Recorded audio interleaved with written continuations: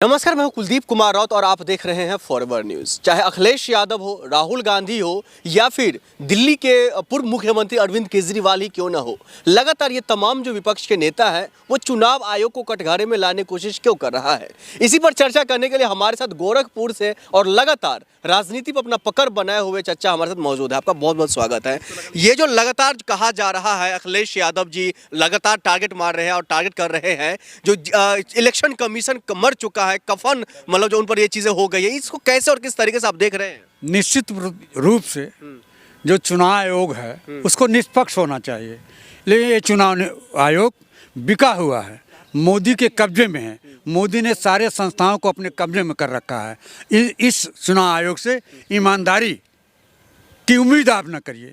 आज उत्तर प्रदेश में मिल्कीपुर में जो चुनाव हुआ है उसमें भारतीय जनता पार्टी के लोगों से मिलकर के चुनाव आयोग खुद वहाँ कब्जा किया है बूथों पर और फर्जी वोटों को डलवाया है।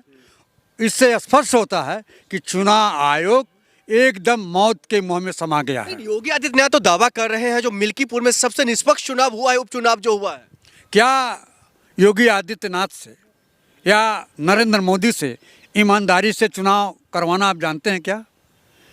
निश्चित रूप से इनके चुनाव में ये बेईमानी कराते हैं और बेईमानी के आधार पर ही बहुत वोटों के लूटपाट से ही इनकी सरकार बनती है और यह लोग कभी निष्पक्ष चुनाव नहीं होने देते हैं। क्या आप चाहते हैं जो चाहे चाचा शिवपाल यादव हो या फिर अखिलेश यादव हो, चुनाव आयोग जाए और चुनाव आयोग से मांग करे फिर से वोटिंग कराने को लेकर? निश्चित रूप से मिल्कीपुर में फिर से चुनाव होना चाहिए। वहाँ जितनी धांधली हुई है, वहाँ का दरोगा एक सपा के कार्यकर्ता को धमकाता है, माँ बहन की गाली देता है, कहता है कि तुम दर्जनों गाड़ियाँ मिल्कीपुर में सपा प्रत्याशी को दिए हो, चुनाव होने के बाद तुम्हारे माँ बहन की ऐसी की तैसी कर दूंगा।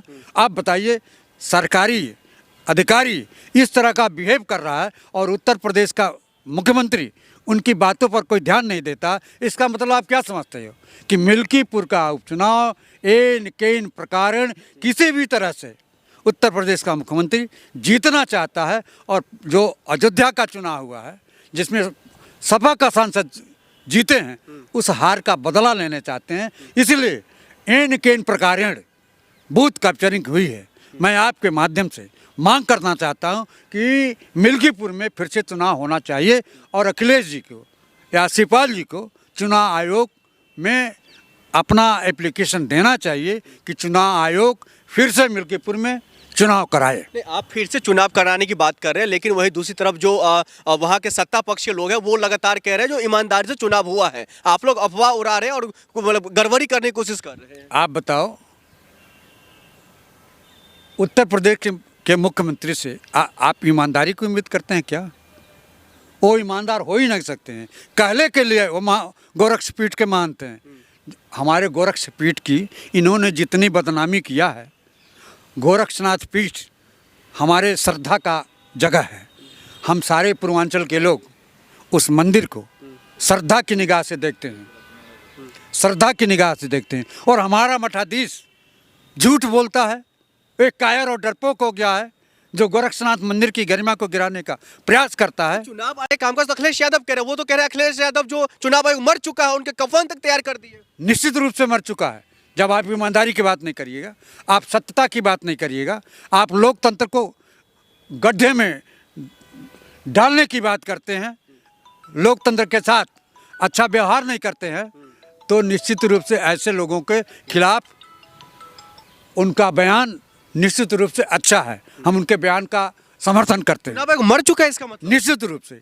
जब इस चुनाव आयोग के शर्म हया नहीं है कि कहाँ वोट लूटा जा रहा है, बूथ लूटा जा रहा है, फर्जी वोट डाले जा रहे हैं, निष्पक्षता से चुनाव कराना चाहिए। यह चुनाव आयोग निश्चित रूप से एकदम मर गया है। नहीं, राजीव कुमार जी जो चुनाव आयोग के जो मुखिया है वो तो लगातार कह रहे हैं हमने निष्पक्ष चुनाव करवाया है जब हमारी सत्ता में, मतलब जो हम ये यहाँ इस पद पर थे, और अभी करवा रहा हूँ और आगे भी करवाता रहूँगा। माय डियर, वो मेरे कमिश्नर रह चुके हैं गोरखपुर मंडल के। उससे बड़ा भ्रष्ट और उससे बड़ा बेईमान कोई अधिकारी है ही नहीं। राजीव कुमार जी को? जी, वो हमारा कमिश्नर रहा है, उसको मैं अच्छी तरह से जानता हूँ। वो उससे बड़ा बेईमान अधिकारी कोई है ही नहीं है। वो बहुत बड़ा बेईमान है, चोर जिसको कहते हैं।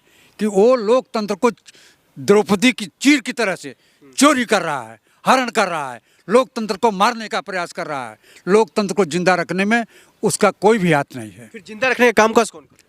ईमानदारी से जनता कर रही है, लेकिन जनता को जब वोट डालने नहीं दिया जाता है, दरोगा द्वारा उनके घरों पर जा कर के धमकाया जाता है कि अब वोट डालने जाओगे तो तुम कल तक ये चुनाव है, परसों के बाद हम ही तुम्हारे साथ रहेंगे और मार करके भूसा भर देंगे, तो लोग घर से वोट डालने के लिए भी भारतीय जनता पार्टी और पुलिस के लोगों ने रोका है। इसलिए लोकतंत्र की हत्या की गई है। इसको चुनाव आयोग को संज्ञान में लेना चाहिए, लेकिन ऐसे चुनाव आयोग जो बेईमान है, जो भ्रष्ट है, जो चोर है, उम्मीद नहीं की जा सकती है। आपकी उम्मीद नहीं की जा सकती, लेकिन भारतीय जनता पार्टी के जो सहयोगी, उनके जो दल हैं, चाहे ओपी राजभर जी हो या फिर उनके साथ आए अपर्णा यादव हो, ये लोग भी कुछ नहीं इस पर बोल रहे हैं। एक बात बताइए, चोर चोर मौसेरे भाई, कैसे बोलेंगे उनके सहयोगी दल जब उन्हीं के भरोसे लूटपाट कर रहे हैं? देखिए, बेईमानी तो वहीं से शुरू हो गई जब जो हमारे सुप्रीम कोर्ट के चीफ जस्टिस थे, उनको उस कमेटी से हटा दिया गया और एक विपक्ष का नेता और दो सरकार पक्ष का नेता चुनाव आयोग के चयन करेगा, तो बेईमानी वहीं से शुरू हो गई, नीयत वहीं से खोट हो गई। ईमानदारी की बात करना निश्चित रूप से खोखली बात होगी। यूपी में लगातार जो जब भी उपचुनाव हुए, इससे पहले भी 10-12 सीटों पर हुआ है, वो भी कह रहे थे मतलब अच्छे तरीके से हो चुका है। एक सीट बाकी हुआ था, इस अखिलेश यादव ने लगातार कह रहे अफवाह उड़ा रहा है। कोई अफवाह नहीं उड़ा रहा है। लोकतंत्र में ये लोग मजाक कर रहे हैं। लोकतंत्र का जो सत्ता पक्ष है, भारतीय जनता पार्टी और उनके लोग, मुख्यमंत्री हों या प्रधानमंत्री हों, इनसे निष्पक्षता की उम्मीद नहीं की जा सकती है।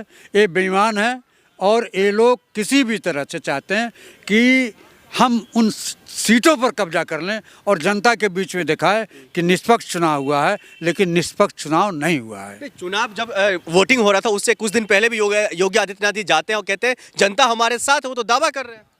जनता उनके साथ कहाँ है? अगर जनता उनके साथ होती तो लोकसभा में कितने सीटें हार गए? लोकसभा में पिछले चुनाव के मुकाबले कितना हारे हैं? जनता इनको नकार चुकी है। इनके प्रकार इस बात का सबूत ये है जो एग्जिट पोल में वो आगे दिख रहे हैं। एग्जिट पोल कौन दिखा रहा है? राष्ट्रीय चैनल दिखा रहा है, जिसको करोड़ों रुपया भारतीय जनता पार्टी की सरकार देती है, मोदी देते हैं। इन्होंने सारी संस्थाओं को कब्जा कर रखा है, सारे इलेक्ट्रॉनिक मीडिया को कब्जा कर रखा है। इसीलिए जो दिखता है वही लोगों को दिखाता है। ज़मीनी धरातल पर ज़मीनी हकीकत कुछ और है। ठीक, बहुत शुक्रिया।